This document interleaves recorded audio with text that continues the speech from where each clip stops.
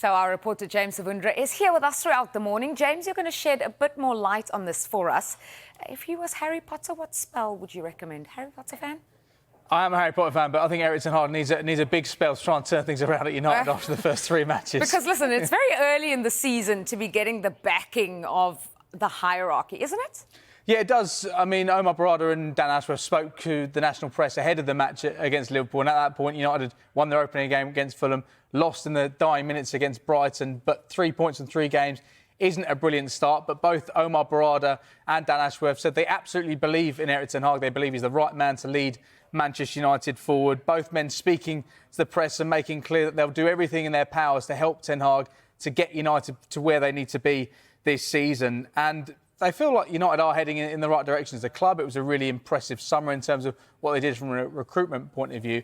But also both men were keen to point out the fact is they only started work at the beginning of July. So they had no say on what happened to Erik ten Hag in the summer, because we know there was a lengthy review process that took place, and they spoke to a number of different candidates over the course of the summer. We can see some of the people they spoke to and considered, like Kieran McKenna at Ipswich, lots of interest in him. They had conversation with Thomas Frank at Brentford, Mauricio Pochettino, so long linked with the job at Manchester United. Thomas Tuchel, they held conversations with him when it became clear he wasn't going to stay on at Bayern Munich. And Roberto De Zerbi, who left Brighton at the back end of last season, now the Marseille head coach. But what the United hierarchy did before Berrada and Dan Ashworth started work is they had a lengthy review about the season last year. United finished 8th in the Premier League table, a negative goal difference.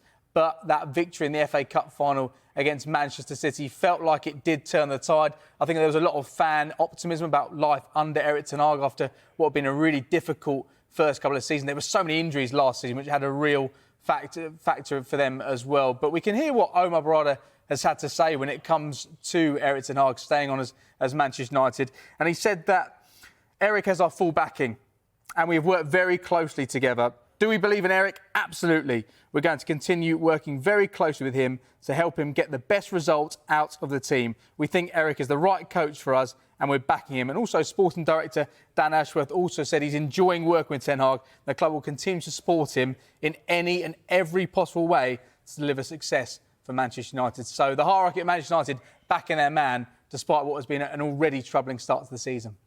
Yeah, very early days, but as you expect, the story is dominating the sporting headlines this morning. How are the newspapers covering it? Yeah, this is the biggest story in town. So the fallout continued to that 3-0 defeat for Manchester United against Liverpool. David McDonnell, they're saying in the Daily Express, Reds will give Erik more time. He's going to be given more time despite what was a humiliating defeat. Yes, there were individual areas. I'm not sure how much you can blame Erik ten Hag for some of the defensive midfield errors that were made, but also pointing out here as well, the fact is that still Erik ten Hag is one of the favourites to get sacked first this season. So despite having that positive backing in the summer, that 1-year contract extension, it does feel like he does need to get results right soon, or there could be immense pressure on his future at the club. Also in the Star, they've picked up on the quotes from Erik ten Hag in the post-match. I think this is always going to come back to haunt him, saying he's not Harry Potter, but it does feel like he needs a quick fix. He needs a spell to try and get United back on track. Time to find that wand, Erik. Given a spell of time to turn things around. David McDonnell here, again, in the Daily Star, saying that despite the fact that it has been a really disappointing start to the season, they backed in the summer,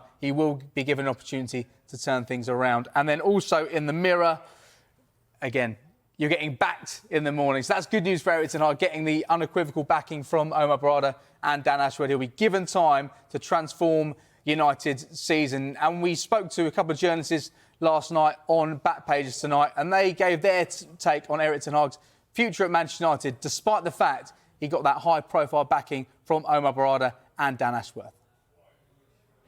One thing is absolutely crystal clear is that United have made their choice.